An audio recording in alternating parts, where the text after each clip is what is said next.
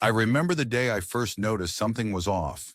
My neighbor, Harold, who had always been the life of our little community, began skipping our weekly card games. He was 73 at the time, always ready with a joke and quick to put on the kettle for visitors. Suddenly, he wasn't answering calls and the blinds to his home were closed most afternoons. When I finally managed to see him, I was alarmed at how he'd changed. He seemed constantly out of breath, needed to sit down every few minutes, and would lose his train of thought mid-sentence. Harold confided that a few months earlier, he'd had COVID-19. What he assumed was just a passing illness had left him with lasting complications he never saw coming. If you're over 65, you've likely heard about long-haul COVID, but maybe you've wondered whether it's just another sensational headline. The truth is far more concerning. Seniors are particularly vulnerable, not just to the initial infection, but also to lingering effects that can quietly shape their day-to-day life for months or even years afterwards. By the time these complications become impossible to ignore, they might have already taken a toll on your lungs, heart, mind, and overall independence. Imagine going from enjoying a peaceful walk in the morning sun to feeling winded just making a cup of tea.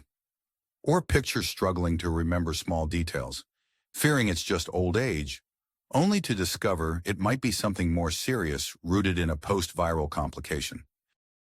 Today, I want to share 5 critical insights about long-haul COVID that every senior must hear.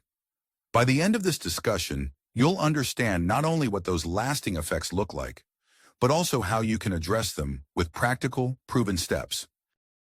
And I encourage you to stay with me all the way through, because the 5th point is something most healthcare professionals rarely talk about, yet it has a massive impact on your emotional well-being and mental health, influencing your quality of life more than you might expect. I'm approaching this as someone who's followed the research closely and seen firsthand how these lingering symptoms can disrupt the golden years that so many of us have spent decades working toward. Doctors and specialists are finally recognizing that recovery isn't always a straight line. More and more evidence is emerging on how COVID-19 can leave behind complex, sometimes surprising effects that can change how you breathe, think, and feel each day. Before we jump into the specifics, I'd love for you to engage with this message. If you find the information helpful or relatable, I invite you to subscribe and tap the bell icon so you won't miss future updates. And if something resonates or if you have a different perspective, let me know in the comments.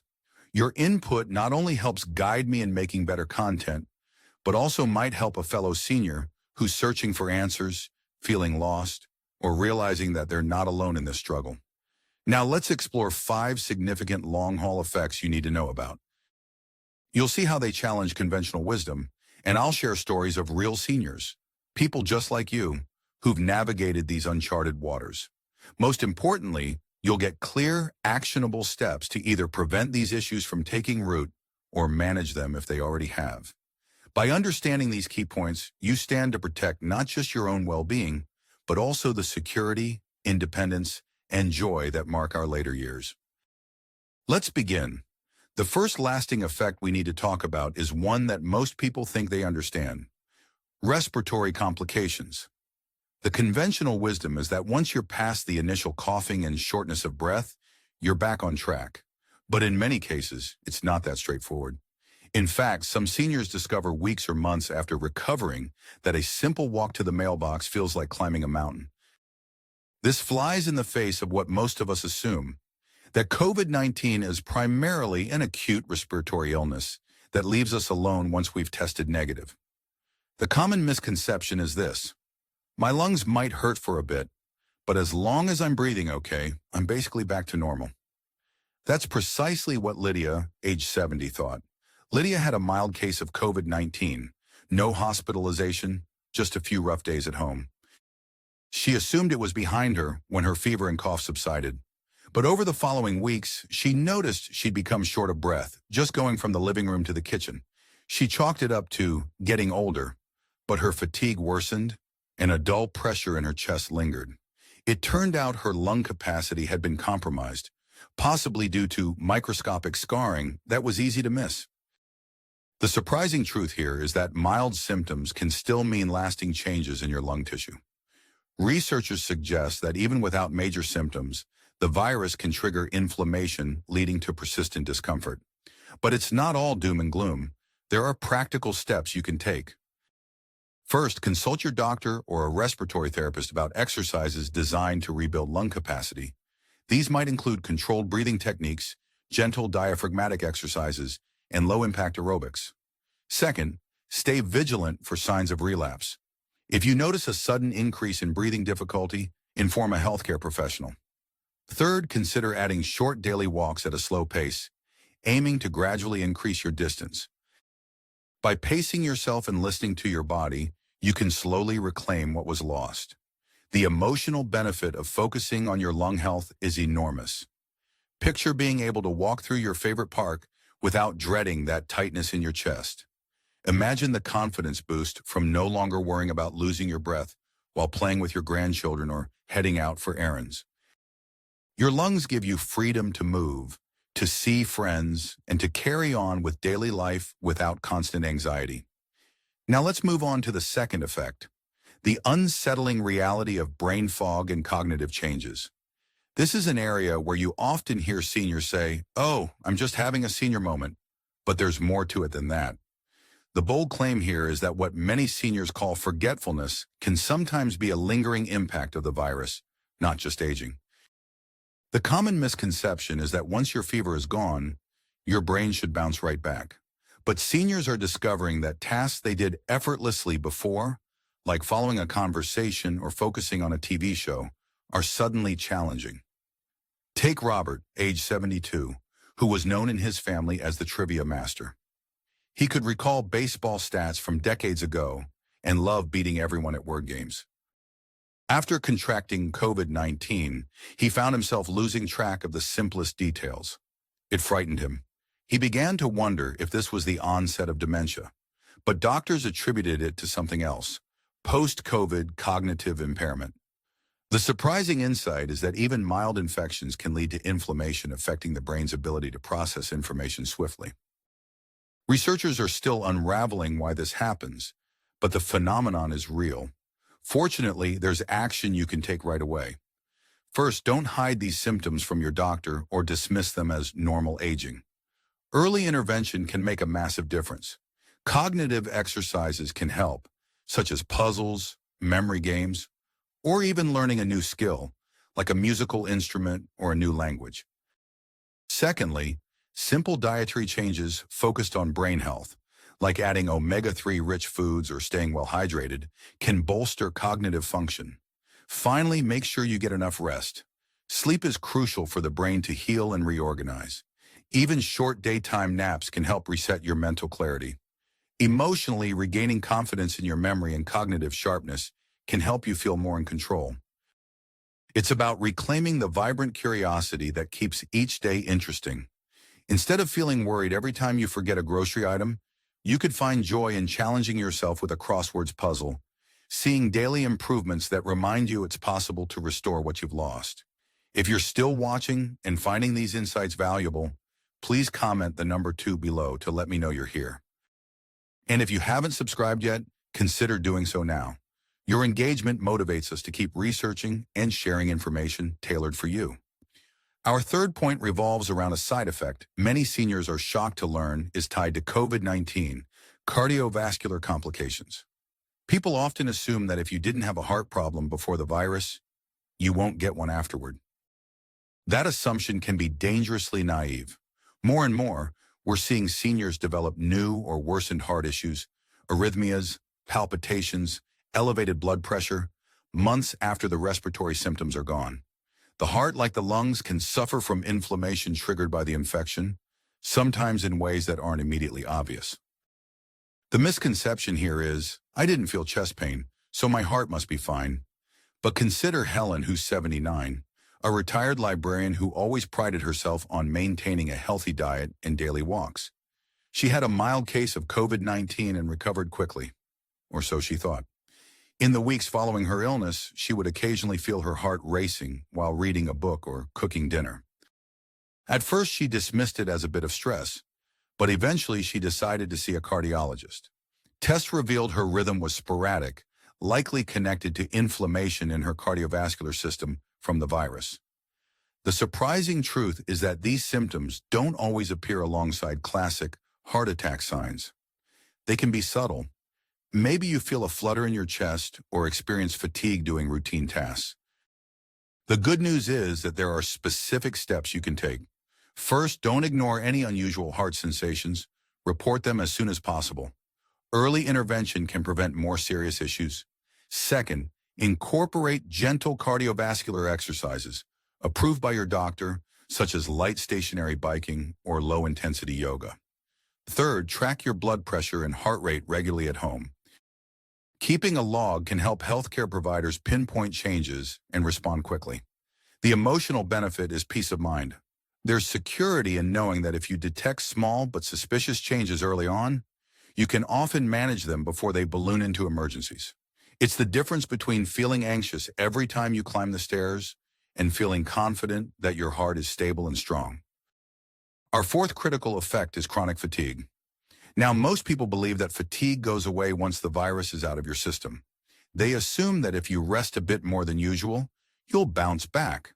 But the truth is that some seniors face long bouts of energy depletion that go beyond normal tiredness. It's not just feeling sleepy. It can be a profound exhaustion that impacts the simplest tasks like showering, cooking, or even chatting with a friend on the phone. Marcia, 68, had never been a napper. She was proud of being active, volunteering at the local community center, and even dabbling in her small home-based crafts business. When she got COVID-19, the initial symptoms were unpleasant but manageable, and after 2 weeks, she thought she was on the mend. Yet her energy never returned to normal.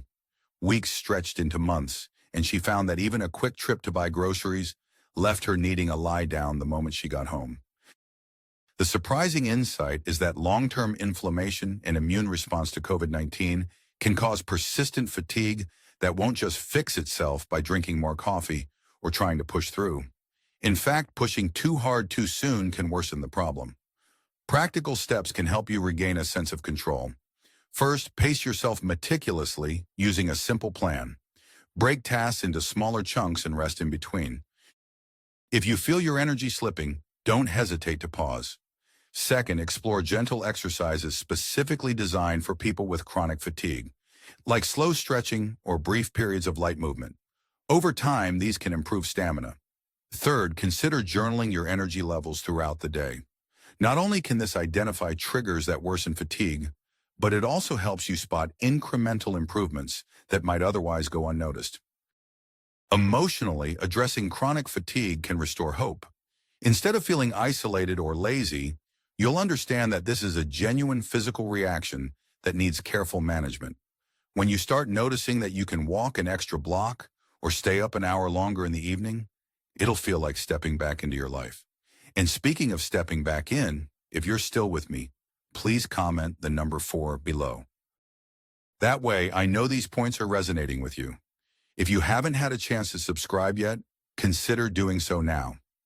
You won't want to miss our final, crucial point about the emotional toll of long COVID. Let's look at that final point, the deep emotional impact that often gets overlooked. We talk so much about physical after effects, lungs, heart, and fatigue, that we forget how traumatic the whole experience can be, especially if you're in a higher risk age group. The bold statement here is that the psychological and emotional scars from dealing with COVID-19 can be just as debilitating as the physical ones. The misconception is, as long as my body heals, my mind and emotions will follow. That's not always the case. Consider Donald, 85, who was hospitalized for over a week with COVID-19. He returned home physically weaker, but slowly improving. His family was thrilled, thinking the crisis had passed. But Donald found himself plagued by nightmares about returning to the hospital.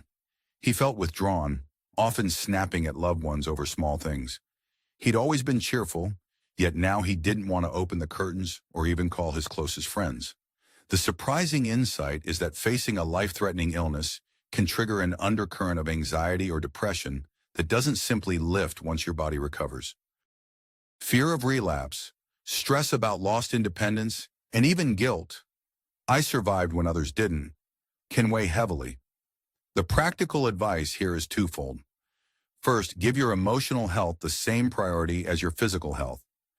That might mean talking to a counselor, psychologist, or a trusted support group. Even something as simple as journaling for 10 minutes a day can help you process your feelings. Second, reconnect with a sense of purpose. Engage in hobbies that ignite your creativity or volunteering opportunities that fit your energy level. Interacting with others who understand what you've gone through, either online or in person, can alleviate isolation. The emotional benefit is profound.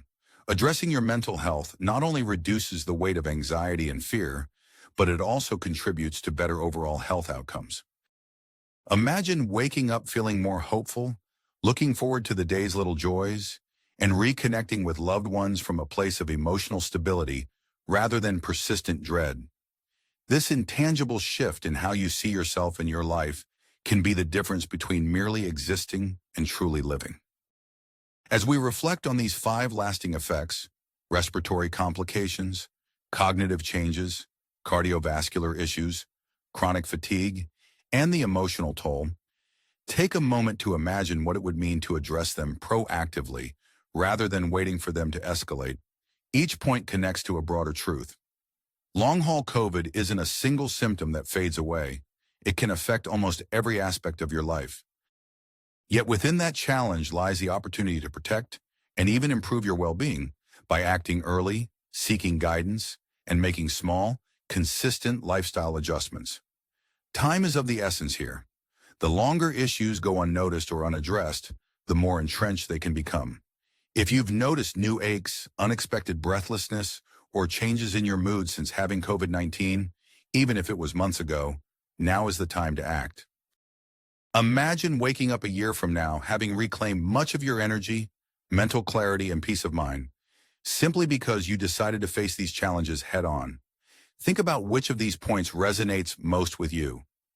Do you find yourself worrying about lingering lung issues? Maybe you've been unsettled by uncharacteristic forgetfulness or bursts of anxiety you never used to have. A simple action step is to choose one area that feels most pressing, write it down on a notepad, talk about it with a doctor, a friend, or a family member. Seek out resources like gentle exercise programs for chronic fatigue or a support group for emotional distress. By taking one tangible step today, you're not just giving yourself hope, you're proving to your future self that you have the power to change the course of your well-being. And now, before we wrap up, I want to encourage you to share one thing you learned here in the comments below. Perhaps you discovered you're not alone with that lingering exhaustion, or maybe you realize that heart palpitations are more than just an odd fluke. By sharing, you're solidifying your own understanding and possibly helping someone else who's grappling with the same question. If you found this information valuable, please consider liking this video and subscribing to stay informed about issues that matter to seniors. By doing so, you become part of a community dedicated to learning, growing, and supporting one another through every stage of life. You never know who might read your comment or watch this video. Your insights could be the spark that encourages them to seek the help they need. Moving forward, always remember that you're not defined by any diagnosis or lingering side effect. You have agency, resilience, and the capacity to adapt. Long-haul COVID can loom large, but your willingness to seek answers and make changes can turn fear into a stepping stone toward a healthier and more fulfilling chapter in your life. Each day is a fresh opportunity to fight for your well-being, connect with others, and remind yourself that even when life throws a challenge your way, you have the power to meet it with courage, knowledge, and hope. Thank you for spending this time with me. I look forward to hearing your thoughts and reading about your experiences. Keep learning, keep questioning, and keep standing up for your health. You've got this, and I'll be here, ready to support you every step of the way.